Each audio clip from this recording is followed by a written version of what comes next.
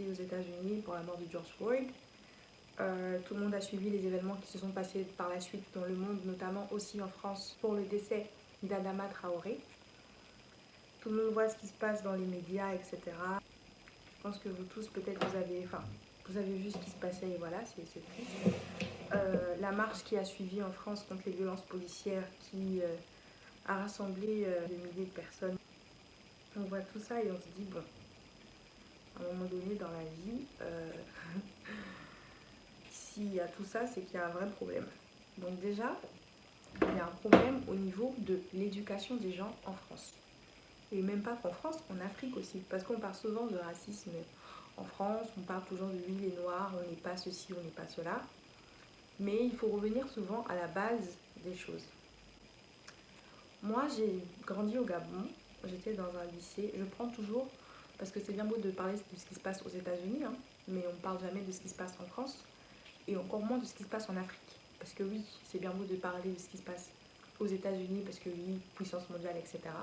Mais la France a des problèmes, et l'Afrique aussi a des problèmes. Et ça, il faut aussi en parler, je pense que c'est très important. On ramène souvent beaucoup ce débat-là pour oui, les États-Unis, non. Il y a un problème de racisme en France, et il y a un problème d'éducation lié au racisme en Afrique. Et ça aussi, il faut en parler. Et là, j'ai utilisé une concealer de chez Nars en tant que caramel, pour info. Le peuple noir a vécu 400 ans d'esclavage, ce qui n'a pas été facile pour qui que ce soit. Et aujourd'hui, on vit dans un monde où il y a encore du racisme qui existe, mais qui se fait de façon différente qu'il y a 400 ans. Ça dépend où, parce que en Libye, les choses n'ont pas trop changé, quoi. En Afrique, il y a encore de l'esclavage, on voit encore des noirs comme ça, sans problème, comme des marchandises. Ça aussi, personne n'en parle trop, mais bon. Le cas de George Floyd était un cas qui a fait réagir, susciter beaucoup de gens, parce que c'est un cas il est mort face caméra, quoi. On a clairement vu comment il a été tué, on a clairement vu, on a eu plusieurs angles même pour voir qu'il y avait un policier sur sa gorge, mais il y en avait 3 autres sur son corps.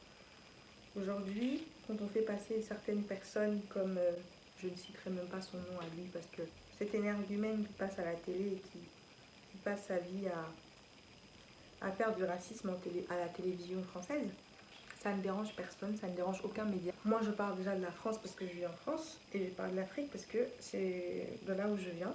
Déjà, dans nos systèmes scolaires, que ce soit aussi bien en France ou en Afrique, là où j'ai appris, à aucun moment on nous parle de façon explicite de l'histoire des Noirs. On nous parle de l'histoire des Noirs à partir de la colonisation. On nous parle de l'histoire de l'Afrique à partir de la colonisation. On nous ramène tout à une histoire qui s'est passée, qui a été difficile, d'accord. Avant la colonisation, l'Afrique a eu une histoire. L'Afrique a eu des rois, l'Afrique a eu des reines, il y a eu des batailles. Certains rois et certaines reines se sont battus justement contre le colonialisme. Et malheureusement, ce sont des sujets aujourd'hui qui ne sont pas forcément abordés dans les livres, aussi bien en France qu'en Afrique. Et ce sont des histoires, et ce nom de roi et de reine, on n'en parle pas du tout à nos enfants, parce que nous-mêmes déjà, on ne connaît pas ces histoires-là, de ces rois et de ces reines-là, parce qu'on ne nous l'a jamais inculqué. Et en plus de ça, nos enfants qui naissent aujourd'hui et qui naîtront demain, si nous ne faisons rien, resteront aussi ignorants que nous, au final. Donc on se dit à un moment donné, soit il faut prendre les choses en main quand il se passe ce genre d'affaires et pas juste venir crier « Oui, ils ont tué George Floyd, oui, ils ont tué Adama Traoré ». Je pense que pour que les choses changent déjà, à un moment donné, il faut nous-mêmes nous instruire. Ils disent souvent que si tu veux cacher un truc à un noir, mets-le dans un livre. Aujourd'hui, il y a des hommes noirs intelligents, oui. Il y a des femmes noires intelligentes, oui. Il y a des hommes noirs qui ont réussi, oui. Il y a des femmes noires qui ont réussi, oui. Déjà, pour rien que pour parler de la France, c'est un pays où, dans les entreprises du CAC 40 ou ailleurs, vous ne verrez jamais un homme noir arriver à un certain stade. Et ça, c'est une réalité. En France, encore pire en France qu'aux États-Unis, tous les hommes noirs ou femmes noires qui ont réussi, c'était dans des secteurs que la musique, le sport et autres. Mais jamais je n'ai entendu qu'un président de LVMH ou de L'Oréal, etc. est noir. Pas du tout. Alors qu'on voit très bien qu'en Afrique, il y a énormément d'entreprises françaises et de personnes françaises, parce que moi j'y parle bien parce que j'ai grandi en Afrique, j'étais dans un lycée français et il y avait énormément de personnes, leurs parents étaient là parce qu'ils ont ouvert des entreprises ou voilà, parce qu'ils ont créé des business qui fonctionnent et qui vivent très bien leur vie. Et il y en a qui, voilà, il y en a certains, pas tous, hein, qui ont créé leur business et ça fonctionne et il n'y a pas de problème. Et malheureusement, le cas inverse, et qui ont réussi à des stades bien avancés, et le cas inverse ici n'existe pas. On est souvent réduit à des choses rédhibitoires telles que, je sais pas, moi, ramasser des poubelles, etc.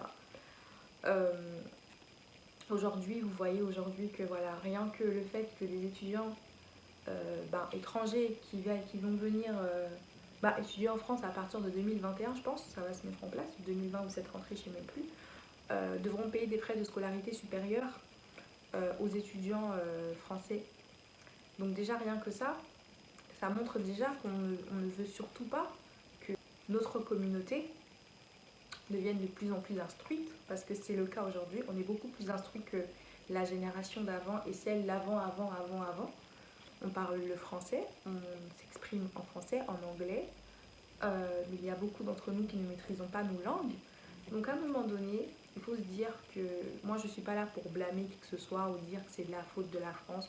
On ne va pas refaire l'histoire. Je dis souvent aux gens que le passé, c'est le passé. Les gens qui bénéficient de certains avantages aujourd'hui n'ont pas demandé à naître blanc, comme nous n'avons pas demandé à naître noir. C'est un fait aujourd'hui, chacun est fier de qui il est. Mais je pense qu'aujourd'hui, on n'a qu'à se respecter, quoi. C'est vraiment ça, on n'a qu'à se respecter et se dire les choses clairement. Déjà, moi je m'adresse aux personnes noires. Il faut qu'on commence à s'instruire sur l'histoire de chez nous. C'est vrai qu'il manque beaucoup d'informations, que par rapport à l'histoire de la France par exemple, ou l'histoire d'autres pays, oui, il manque beaucoup d'informations que nous n'avons pas, malheureusement. Et les informations que nous avons sur l'histoire de l'Afrique avant la colonisation ne sont pas partagées et ne sont pas apprises, ne sont pas prises en compte dans le système éducatif, rien qu'en Afrique. Moi, je ne vais pas vous parler des États-Unis parce que les États-Unis, c'est les États-Unis.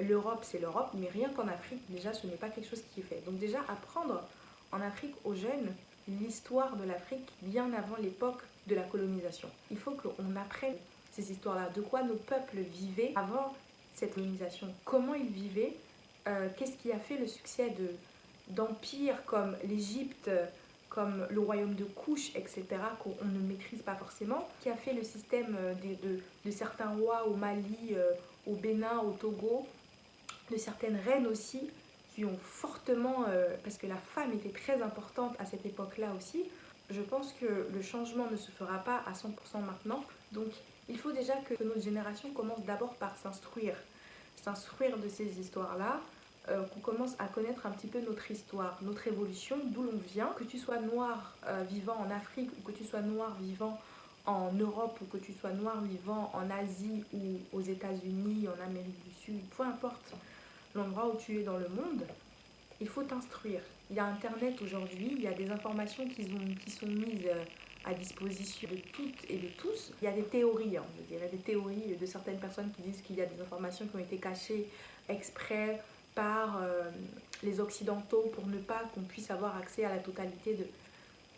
Mais je pense que dans un premier temps, le premier travail que nous, on doit faire en tant que Noirs, et en tant que personne responsable de notre futur et du futur de nos enfants et de nos petits-enfants et des générations futures qui arrivent, c'est de s'instruire pour pouvoir leur apprendre des choses, leur apporter des informations importantes et pas juste de dénoncer. Parce que dénoncer, c'est un fait, mais agir en est un autre et agir, c'est encore plus important que dénoncer. Parce que dénoncer, on le fait depuis des années. Ce n'est pas aujourd'hui. Le racisme, parce qu'aujourd'hui, oui, il y a le téléphone portable, il y a Internet, il y a plein de choses qui ont été mises à disposition pour mettre de la lumière là-dessus. Mais ça a toujours été comme ça en fait. Et ça, il faut se le dire. C'est peut-être douloureux pour nous de le voir aujourd'hui de cette façon-là, aussi clairement, de se dire voilà, c'est pas on m'a raconté, c'est pas on a dit, non. On a tous accès à ces informations-là. Rien qu'au niveau du business en France, rien qu'au niveau, je sais pas, moi j'ai parlé de beauté aujourd'hui, ça commence à se développer, il y a certaines marques qui sont mises en avant, mais le black owned, le black, c'est pas quelque chose encore qui est développé parce que l'histoire du noir en France n'est pas autant considérée dans le monde que l'histoire du noir aux États-Unis. Alors que bien sûr, en France, il y a eu aussi des esclaves qui sont restés, etc. Et cette histoire n'est pas forcément racontée. Donc, il faut bien, à un moment donné aussi, que les gens commencent à en parler. Il faut s'instruire, en fait. Il faut s'instruire, c'est très important. Malheureusement, on ne la connaît pas du tout. Et à un moment donné, c'est important pour nous, en tant que Noirs, de venir s'exprimer et de dire, tant en condamnant ce qui se passe, en agissant, mais de façon très intelligente. Quelles sont les actions qui sont menées contre ça? Qu'est-ce que toi tu fais dans ta vie au quotidien pour lutter contre ça? Moi, je considère que chacun a sa façon de participer. Il y en a par exemple qui n'iraient pas manifester dans la rue parce que peut-être ils n'ont peut-être pas le temps, ils ont des emplois du temps chargés. Si tu peux pas aller dans la rue par exemple pour manifester parce que toi forcément c'est pas quelque chose pour safe, on est dans une période en plus où il y a le corona, donc moi je respecte les choix de certaines personnes de rester chez elles et ne pas forcément s'exposer à des maladies. De l'autre côté, je me dis, si tu peux pas marcher dans la rue et protester contre ce qui se passe actuellement, tu peux au moins sur les réseaux sociaux participer de façon active. Il y a des pétitions qui sont mises en place, signer ces pétitions-là, partager le maximum d'informations, partager les sources que tu as aussi, les livres que tu as sur l'histoire du noir. Parce que on est fatigué à un moment donné de protester, de contester les choses. À un moment donné, il faut agir. Il faut agir de façon intelligente, je le répète encore. Donc, moi, je vais essayer déjà, dans un premier temps, parce que c'est bien beau aussi de vous parler à vous, mais voilà, de vous laisser des liens en barre d'infos, de livres, d'articles et de sites internet que j'ai pu trouver sur l'histoire du noir avant la colonisation. Donc ça va vous permettre aussi de vous faire un peu de lecture, voir vous informer de votre côté, partager après ces histoires-là avec vos proches, vos enfants si vous en avez, vos petits frères, vos petites sœurs, et apprendre à la nouvelle génération, à cette jeune génération-là, ceux qui ont moins de 18 ans, ceux qui ont 10 ans, ceux qui viennent de naître, que nous avons une histoire. Ensuite, je m'adresse aux Africains qui vivent à l'étranger ou même en Afrique et qui ne parlent pas leur langue. Je pense qu'aujourd'hui, malheureusement, nos parents ont beaucoup fait le choix, surtout en Afrique centrale, en Afrique de l'Ouest en général, et je pense qu'il y a pas mal de personnes qui parlent en leur langue, notamment au Mali, au Sénégal. Mais en Afrique centrale, moi je suis gabonaise, donc je parle du Gabon, il y a énormément de personnes aujourd'hui qui ne parlent pas leur langue maternelle et qui ne parlent que le français ou l'anglais. Moi, par exemple, les langues que je maîtrise le plus sont l'anglais et le français. Je vais mettre du mascara, donc c'est le Better Than Sex de chez Too Faced. Pour apprendre à se connaître, quoi de mieux que de regarder dans son passé, de demander à ses parents, à ses grands-parents, de nous raconter des histoires. Moi, aujourd'hui, j'ai perdu ma grand-mère, malheureusement. Aujourd'hui, j'ai la chance d'avoir encore ma maman et mon papa qui sont là. J'aimerais plus tard pouvoir expliquer à mes enfants l'histoire de leur famille. Je connais déjà une partie de l'histoire de ma famille, je sais d'où je viens, je sais d'où mes ancêtres viennent, etc. Voilà, donc d'ailleurs, dans cette vidéo, je vais tout faire. D'ailleurs, j'avais fait un test d'ADN. Je vais vous montrer ça tout de suite. J'avais fait un test d'ADN, donc ça s'appelle MyHeritage DNA. Donc en fait, ce test d'ADN là, donc je l'ai fait. Et donc je vous mettrai les résultats juste là. Donc moi j'ai vu ça sur plein de vidéos YouTube d'influenceuses françaises et américaines. Et je me suis dit, mais je connais pas ce truc, etc. Bon, je n'ai pas été adoptée, je connais mon père, je connais ma mère biologique. Je connais l'histoire aussi de ma famille, tout ça. Donc, comme vous allez le voir sur le côté, donc je suis à 30,7% nigériane, à 21,6% ouest et nord européenne, d'après MyHeritage DNA, et à 19,7% kenyane, et 14,8% ouest africaine. Sachant que moi, au niveau de mes origines connues de mes parents, je suis donc gabonaise en premier, de mon père et de ma mère. Je suis française de ma mère aussi, donc je suis franco-gabonaise, nigériane. connaissant l'histoire de mes ancêtres depuis l'époque des 1800, donc pourquoi MyHeritage DNA m'associe en fait au Nigeria. Il y a toujours 3 choix possibles dans la vie. Pour moi, soit ce test est complètement faux, et donc MyHeritage DNA, ils font juste de la publicité sur internet pour avoir des voilà, et c'est totalement faux. De 2, soit effectivement je suis à 30,7% nigériane, sachant que le peuple bantu est un peuple aujourd'hui qui se retrouve dans différents pays, allant du Nigeria en Afrique du Sud. Donc, ce qui est fortement possible aussi que je sois donc nigérienne. Peut-être que à une certaine époque, nous vivons tous, enfin, mes ancêtres se trouvaient donc au Nigeria et se sont déportés vers le Gabon, dont je ne sais à quel millénaire ou je ne sais en quelle année. Et donc ensuite, se sont appropriés les terres gabonaises. Donc, car je suis de l'ethnie Mienais et nous sommes les premiers à être arrivés, je pense, à Libreville. La troisième solution à ça, c'est que, il y a une partie donc de vérité dans le test ADN parce que ils vous montrent aussi des personnes avec qui donc, vous avez des liens directs de sang. Donc moi j'ai retrouvé certaines personnes, etc.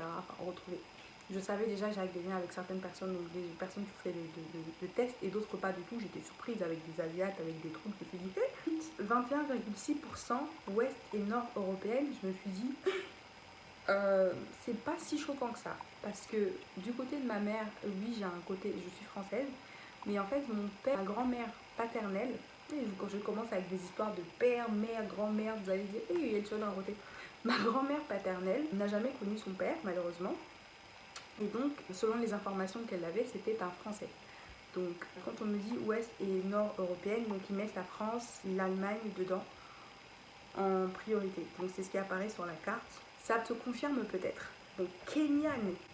Alors à quel moment on m'a déjà dit que j'avais des airs de fille d'Afrique de l'Est, ça c'est vrai. Mais à quel moment mes ancêtres sont allés au Kenya, je sais pas. Ouest africaine, alors je m'attendais à... Je suis à 74,4% africaine, donc Afrique de l'Ouest, je suis à 45,5%, donc je dis 30,7% nigérienne, et ouest africaine, 14,8%. Mon grand-père, le père de mon père, donc, était d'origine gabonaise sénégalaise, donc l'Afrique de l'Ouest, ça me surprend pas du tout. Bon après ils n'ont pas précisé Sénégal, ils ont mis Afrique de l'Ouest, donc voilà. Kenyan alors, d'où ça sort, Dieu seul sait, je sais pas du tout. Franchement Kenya, je sais pas du tout d'où ça sort. Afrique centrale, je suis gabonaise, donc pour moi, normalement je devrais être à 74,4% Afrique centrale, mais voilà. Ils n'ont mis que 5,7%. Et Afrique du Nord, alors là, 3,5%. Afrique du Nord, alors choc total. Donc Afrique du Nord, c'est Maroc, Algérie, Libye, Égypte, Tunisie, Malte. Donc Afrique du Nord, alors quelle pourrait être ma théorie concernant l'Afrique du Nord? Sachant que je ne suis pas 100% mienais. Oh putain, j'ai trop mis d'highlight. Je ne suis pas 100% mienais. Ma grand-mère était mienais fan, de fan par sa mère et miennette par son père. Il est possible que la théorie dise que les fans viennent d'Égypte. Peut-être que ça représente peut-être ma partie fan en moi, quoi. Europe, donc comme je vous ai dit, France, Suisse, donc Belgique, Allemagne, etc. Donc je pense beaucoup plus à la France qu'autre chose parce que ça je suis plutôt au courant du côté de ma mère, donc voilà. Donc je suis française de sang et pas de... J'ai le droit, de toute façon j'ai le droit de sang et de sol, donc voilà, c'est cohérent. Asie de l'Ouest, franchement, j'aurais jamais dit.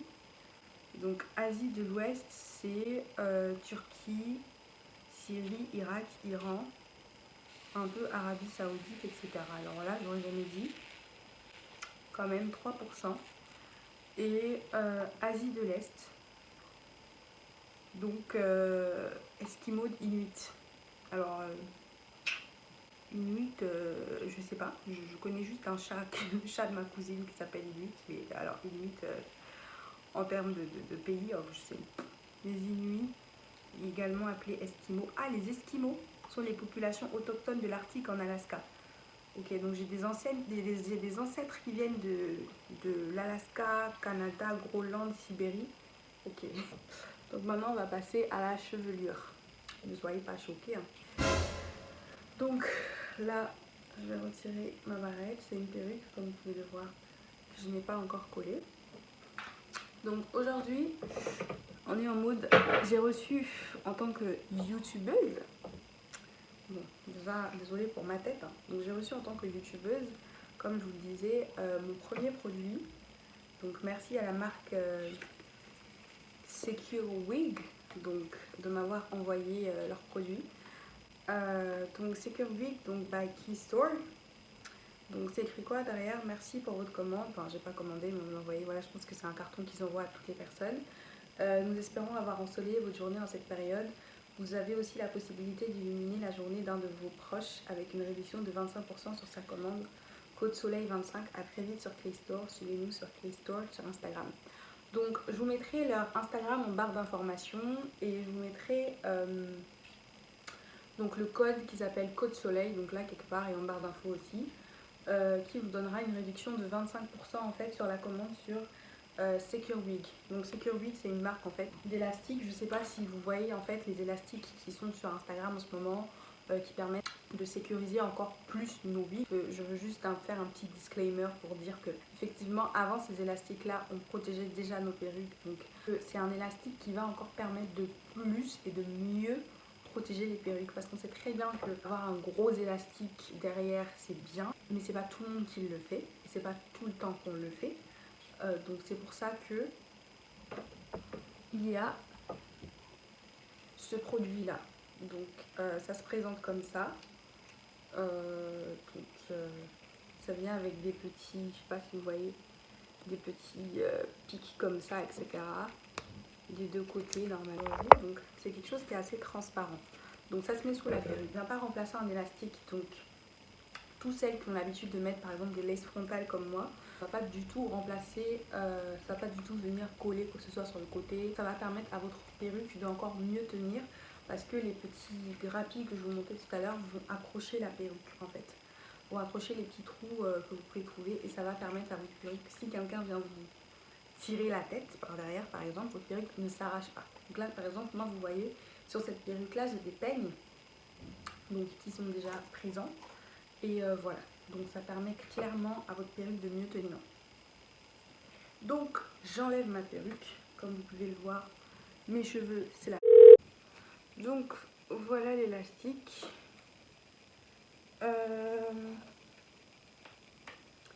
Donc je vais le mettre sur ma tête. Ça va, il n'est pas trop serré.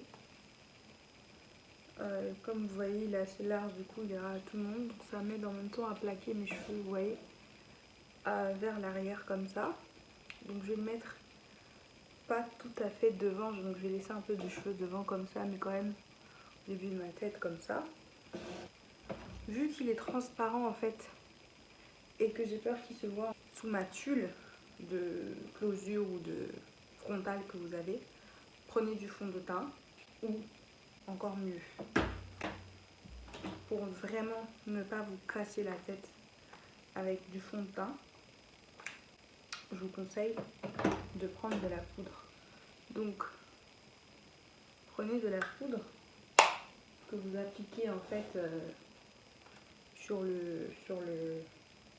la zone en fait où vous avez votre frange. Donc voilà, moi là je suis en train de mettre de la poudre dessus. Je trouve que le fond de teint parfois c'est relou à enlever sur des trucs comme ça tâche de ouf, etc. Donc je trouve qu'une poudre en fait c'est beaucoup plus simple. Si vous êtes extra comme moi, vous allez acheter ce produit là, je vous promets. Moi je suis une nana, j'aime grave avoir des accessoires, j'aime grave avoir des... Si vous êtes vraiment comme ça, je vous conseille grave. Et si vous êtes très perruque aussi, je vous conseille grave. Donc ensuite, ma pépé. Ma pépé.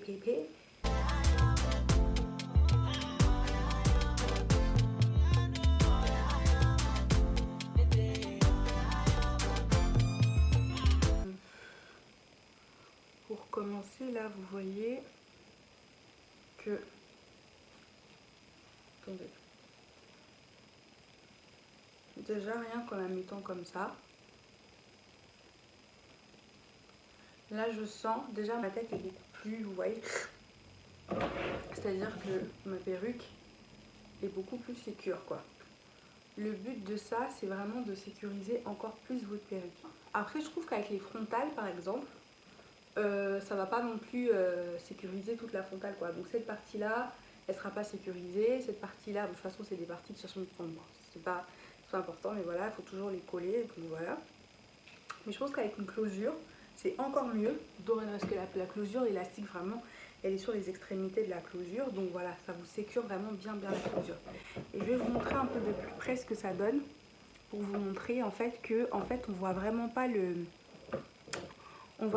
l'élastique du tout. Pourtant il est juste là, comme vous pouvez le voir. Mais là, attendez, je vais bien remettre. Là, on le voit pas du tout. On le voit pas du tout. C'est vraiment pas dérangeant.